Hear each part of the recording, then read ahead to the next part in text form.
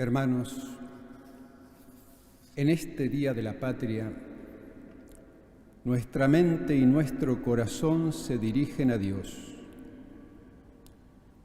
el que es nombrado por única vez en el preámbulo de la Constitución Nacional. No obstante, sigue siendo fuente de inspiración e iluminando toda iniciativa que concuerde con la razón y la justicia, para así lograr la paz, la vida digna y el bienestar de todos los argentinos, ideales irrenunciables a pesar de ser largamente postergados. El Dios invocado en nuestra Carta Magna es el único Dios verdadero,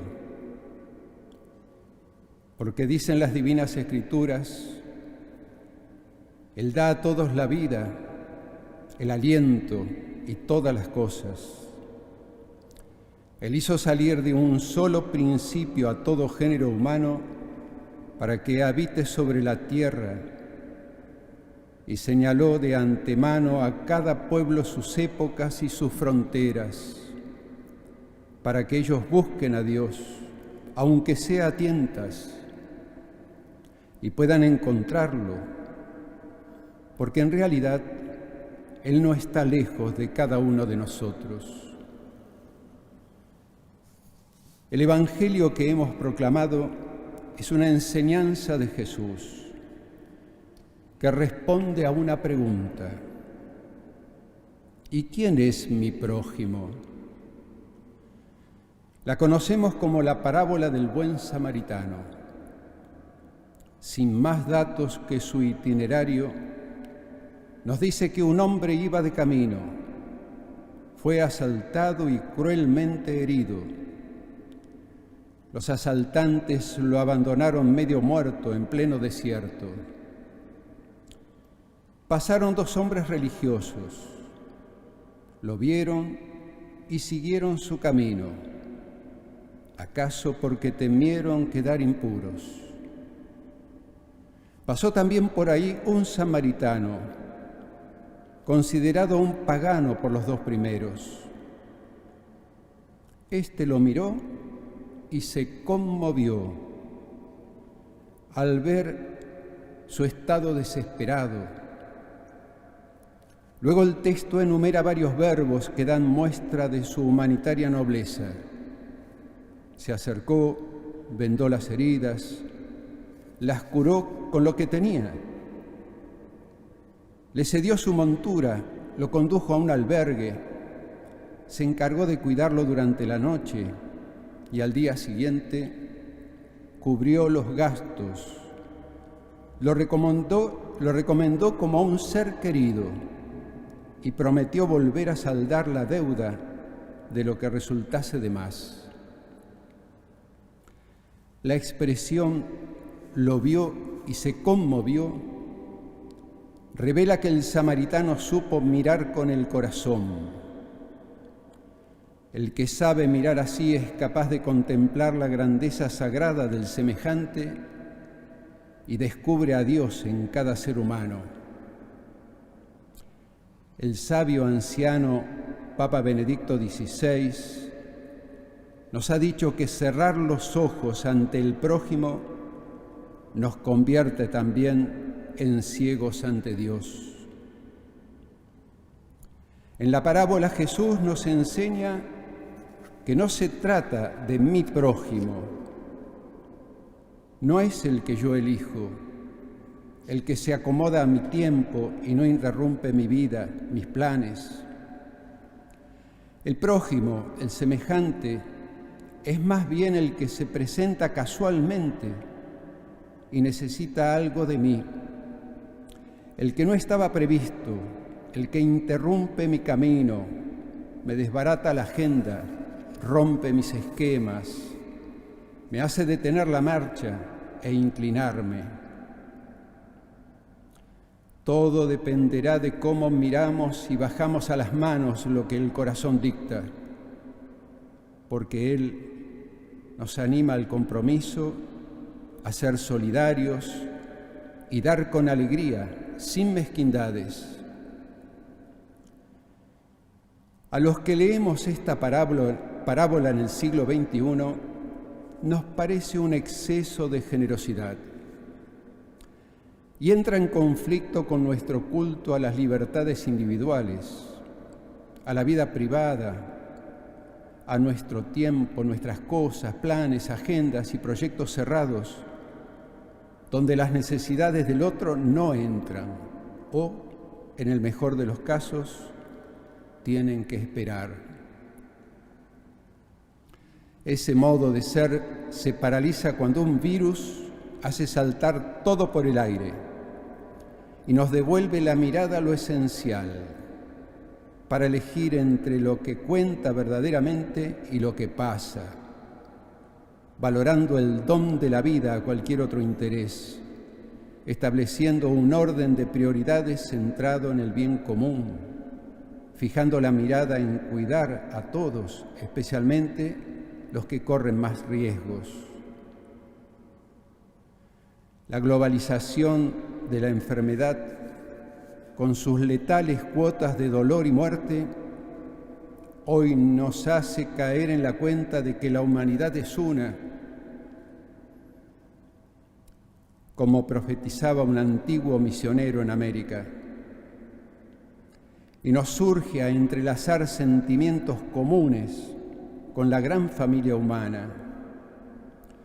Una mirada solidaria nos debe llevar a compartir con pueblos que tienen menos que nosotros, como la Argentina lo hizo en otras oportunidades, porque el Dios de la Constitución tiene poder para colmarlos de todos sus dones, a fin de que siempre tengan lo que les hace falta y aún les sobre para hacer toda clase de buenas obras, dice San Pablo en la segunda carta a los Corintios.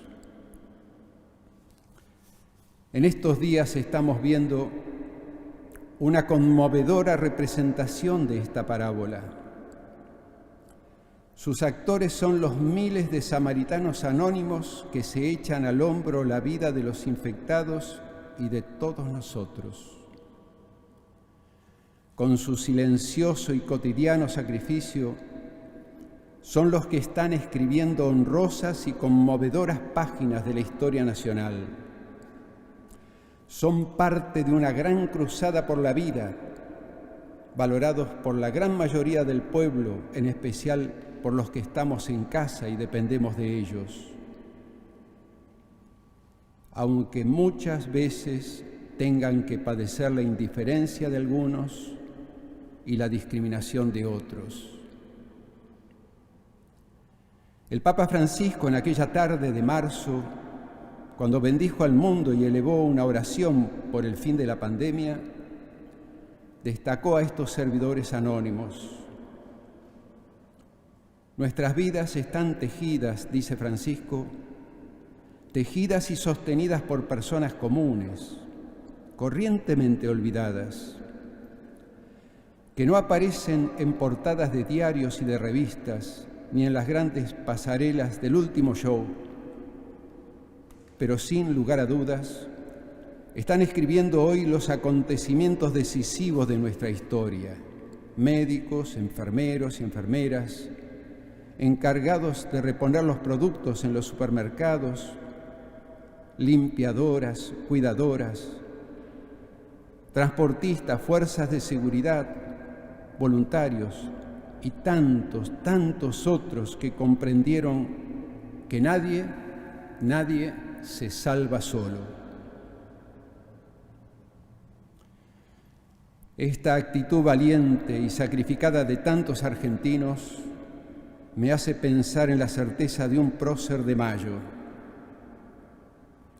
La patria, decía Manuel Belgrano, es el sentimiento de libertad que es capaz de convertir en héroes a los ciudadanos más simples.